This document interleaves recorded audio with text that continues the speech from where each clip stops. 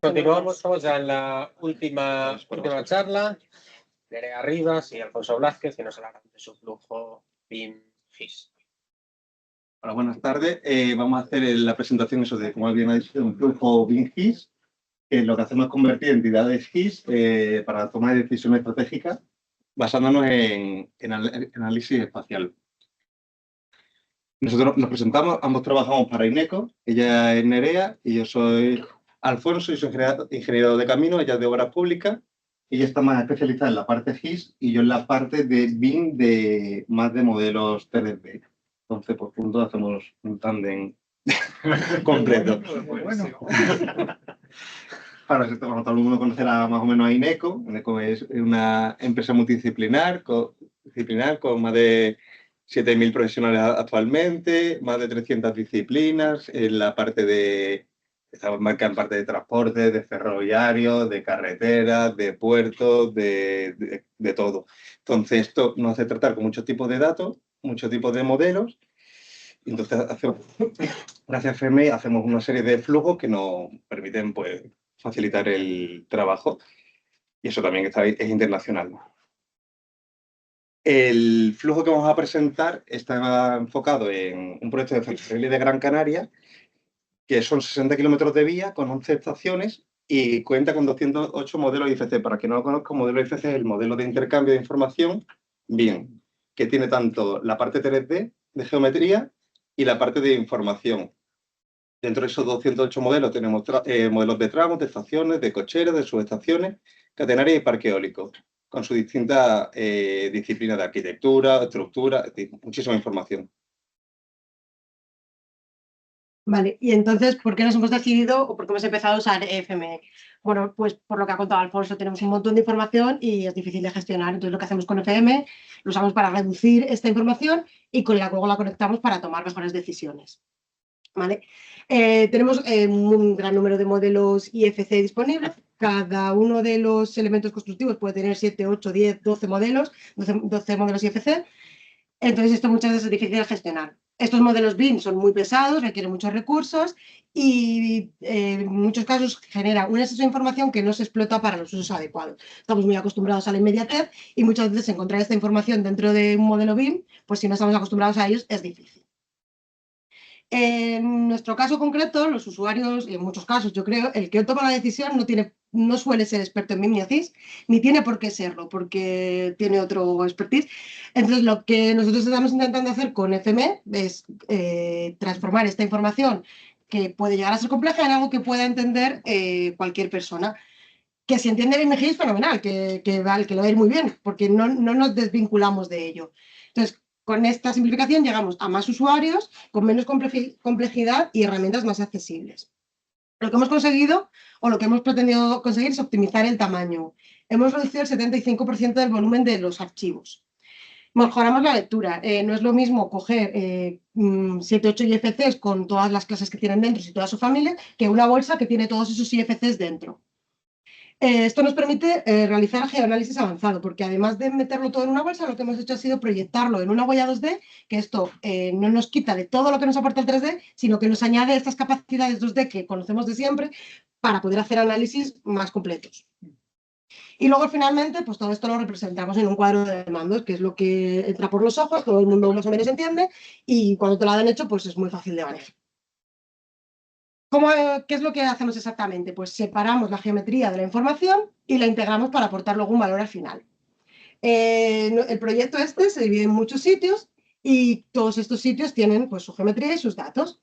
La geometría la transformamos y la simplificamos y los datos los extraemos, pero solo extraemos los datos que nos interesan. Y finalmente, mediante ID único, lo que hacemos es que relacionamos esta geometría con estos datos, esta geometría geolocalizada. Más concretamente la geometría. Hemos dicho que teníamos un esquema de proyecto con muchos sitios, cogemos el sitio 1 y por tipología de construcción agrupamos todas las disciplinas, estación, tramo, taller o cualquier cosa que vaya surgiendo. Lo agrupamos en un modelo 3D simplificado y si es necesario, en ocasiones lo proyectamos a su huella o a su centro y eje. ¿Y qué hacemos con la información? Pues en este caso lo que hacemos es que atacamos todos los sitios a la vez, porque a lo mejor yo lo que quiero es el material, quiero analizar el material de todos los sitios o las cantidades de una cantidad de ventanas, tubería, lo que vaya a analizar o lo que me estén pidiendo. Vale. ¿Cómo lo usamos? Pues lo que dije, extraemos para simplificar, transformamos para optimizar y cargamos para analizar. Partimos de un montón de archivos IFC con un montón de clases y de esas clases cogemos solamente lo que nosotros necesitamos para nuestro modelo 3D. No cogemos ni todas las disciplinas, ni todas las clases, ni todas las familias. Las filtramos y las agrupamos en un único modelo 3D sólido. Uno por tipología de construcción, ahí estamos viendo por un lado la estación y por otro lado el tramo. Generamos su huella proyectada, huella o ejes, y finalmente obtenemos un 3D simple, que en este caso es un SLPK, pero podría ser un GeoPackage, podría ser un KMZ, cualquier cosa. Y también generamos un conjunto de capas 2D que están asociadas a esta huella genérica, pero también un montón de capas 2D de lo que está dentro del edificio, porque en este momento sí que nos puede llegar a interesar. Y lo que hacemos con la información lo va a contar Alfonso. Sí, que me quedo aquí. Pues básicamente, ella se ha encargado de la geometría explicarla y para la información hacemos algo parecido. Yo leo directamente de una carpeta las distintas IFC por disciplina, por ejemplo, estructura y arquitectura. Y lo que hacemos ahora es extraer esa información desde el IFC de los property set y en función de cada disciplina y la jerarquización padre-hijo y por código reges, lo que hacemos es extraerlo en diferentes hojas para un Excel. ¿Vale? Entonces hacemos un Excel por pestañas por disciplina. Que no veo un carajo por aquí. Lo que hacemos de estas relaciones padre e hijo, eso nos es útil porque hacemos relaciones topológicas entre entidades y conseguimos que las distintas vinculaciones entre el BIM y el GIS nunca fallen. ¿Vale? Entonces, aquí vemos dos tipos de IFC que parecen parecidos pero no son iguales. Uno es el de modelo de estructura y otro es el modelo de arquitectura. Como vemos en la imagen, no sé si se puede señalar, bueno, en lo que está en amarillo es el ID único que hablaba ella. Con este ID único relacionamos las disciplinas dentro de la misma estación, lo que sea, ¿vale? Entonces, si el modelo de estructura y el modelo de arquitectura tienen el mismo ID, sabemos que al unir luego los datos, ese ID único nos va a garantizar que estamos hablando del mismo site, el espacio que dice ella. Entonces, ¿para qué usamos el FME? Pues en esta imagen lo que vemos son estos modelos 3D y IFC publicados en una escena de ArcGIS. La primera imagen está un modelo IFC completo, con todas las disciplinas, todas las familias, hasta las sillas que hay por dentro están ahí cargadas, que ya me diréis que nos aporta. Y en el segundo y en el tercero solamente hemos puesto la cáscara y algunos elementos que nos han parecido interesantes y que son relevantes para el entorno GIS, porque, como ha dicho Alfonso, estamos siempre vinculados con el modelo IFC. Si yo quiero volver al modelo IFC, normalmente voy a pinchar cualquiera de estos puntos y puedo volver al entorno común de datos donde está el modelo completo. Y para darle una vuelta más de tuerca, pues lo que hacemos es simplificarlo a la huella 3D, a la huella 2D, perdón, porque esto, lejos de ser volver al pasado o alguna cosa así, esto es mantener el análisis que hemos hecho toda la vida los técnicos GIS y seguir explotándolo de la manera tradicional. Con estos modelos 3D simplificados y no simplificados podemos hacer esta federación de modelo en el que podemos ver todos los componentes de un proyecto así tan grande. Podemos detectar interferencias con lo que hay alrededor. Podemos tener un contexto hiperrealista, que esto pues, es muy chulo. Y luego también podemos hacer análisis de visibilidad, impacto visual e incluso estudios de inundabilidad. Esto no es solamente visual. O sea, los elementos IFC, los elementos 3D están interfiriendo contra la lámina de agua. Y en el caso del 2D, como digo, es un valor añadido, no sustituye al 3D.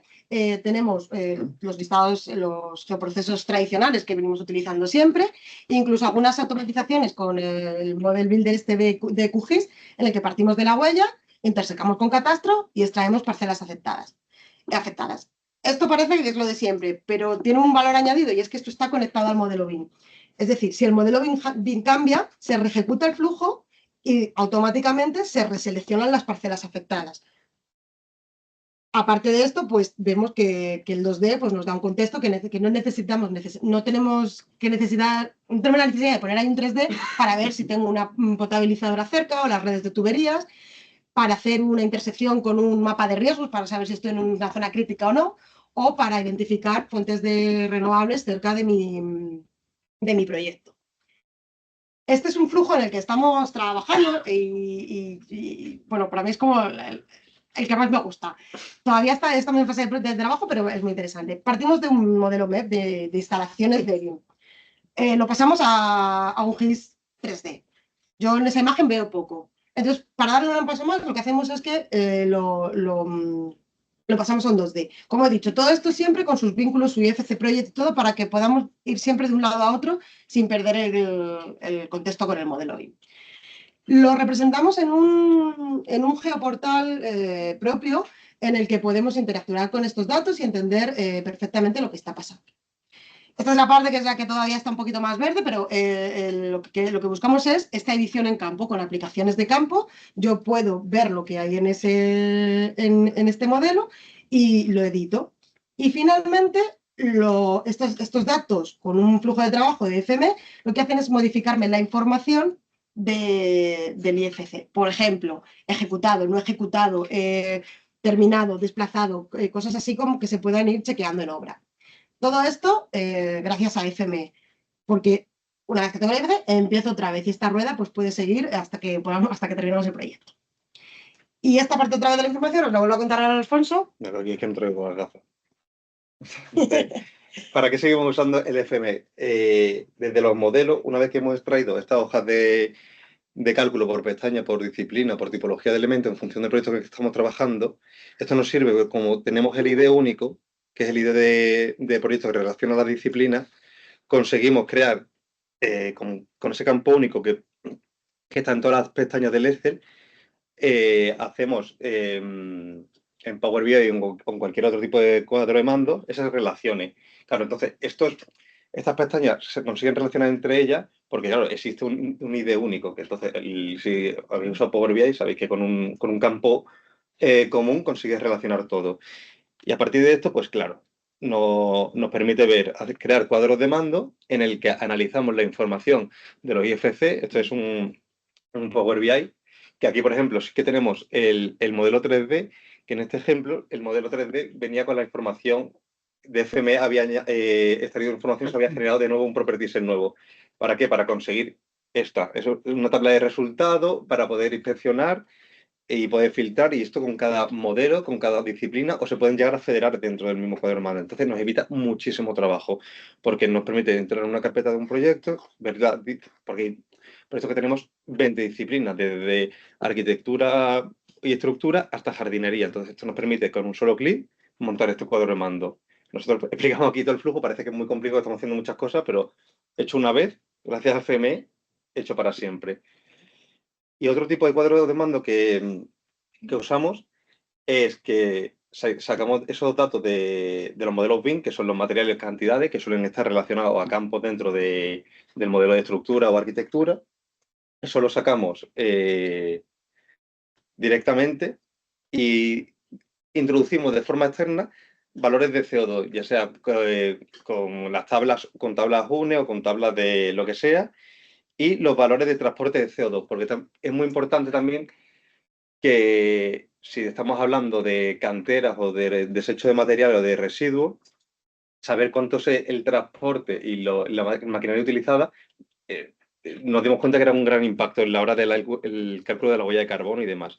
Entonces se crean cuadros tan chulos como el que se ve ahí, que mira por materiales cuánto CO2 consumen, cuál es el más peligroso, el menos y tal. Y también, si añadimos a esa huella de carbono, a esa huella en 2D que ha explicado ella, añadimos datos del modelo BIM, como son el movimiento de tierra, lo que es de monte, terraplén, tierras que van a vertedero, tierras que no, podemos crear esos cuadros de mando, como se ven aquí, en lo que no hace falta que veamos el modelo 3D, simplemente necesitamos su proyección y cómo son esos movimientos de tierra. Y esto nos permite un análisis más sencillo que tener que abrir un modelo, irte a un anejo o irte a lo que sea. Esto es pues para ver distintas tipologías de estructura o soluciones arquitectónicas, pues es mucho más sencillo. Y para concluir, ¿Qué nos aporta aquí FME? Pues al final nosotros tenemos la parte BIM, la parte de GIS y los cuadros de mando de Power BI o de Click o de lo que sea, pero todos tienen sus beneficios y sus carencias. El BIM tiene el beneficio que te da un alto detalle constructivo en 3D, pero el contexto territorial que te ofrece GIS no lo tiene. GIS tiene ese contexto geoespacial como amplio beneficio, pero a la hora de su diseño constructivo, pues tiene algo más de carencia. Y el Power BI tiene una gran capacidad analítica de se traga cualquier tipo de dato, puedes transformar, puedes hacer lo que quieras con ella, pero depende de que los datos vengan de forma coherente e integrado. Entonces, con este flujo de FME y ahora que lo han puesto la parte de inteligencia artificial y podemos hacer esos códigos reges para extraer entidades y tal, que nos soluciona mucho la vida, pues conseguimos con el SOID único cerrar el círculo y dejar un flujo bastante sólido. Y eso es todo. Muchas gracias.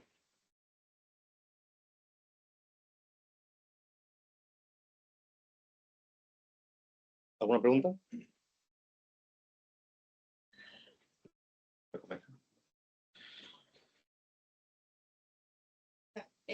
Bueno, gracias por la presentación. Y una pregunta, cuando dices que se actualiza el modelo y que automáticamente vuelve a actualizarse los resultados que genera, ¿es porque llama a alguna carpeta que está conectada? ¿Esa carpeta es un SC o cómo haces esa conexión? Exactamente. Actualmente, ahora lo hacemos manualmente porque Vale. solo trabajamos con FM. ¿Cómo es el flow? No, FM Form. Okay. Y lo que hacemos es que está conectada a la carpeta y tenemos que reejecutar el flujo. Un siguiente paso posiblemente será migrar todo este flujo a FM Flow. Entiendo que una carpeta local. O sea, No, en ACC. En ACC, sí. Pueden ser. En cualquier sitio, en cualquier CD. Vale. Claro, no tenemos ningún trigger que nos avise que se ha actualizado el archivo. Vale. Tenemos que ir manualmente, alguien nos tiene que avisar de esto se ha cambiado o cada X días ejecutarlo. El siguiente paso será eso. Vale, pero sí. Tener un trigger que sea automático y mire los archivos que han cambiado. Vale, genial. Gracias.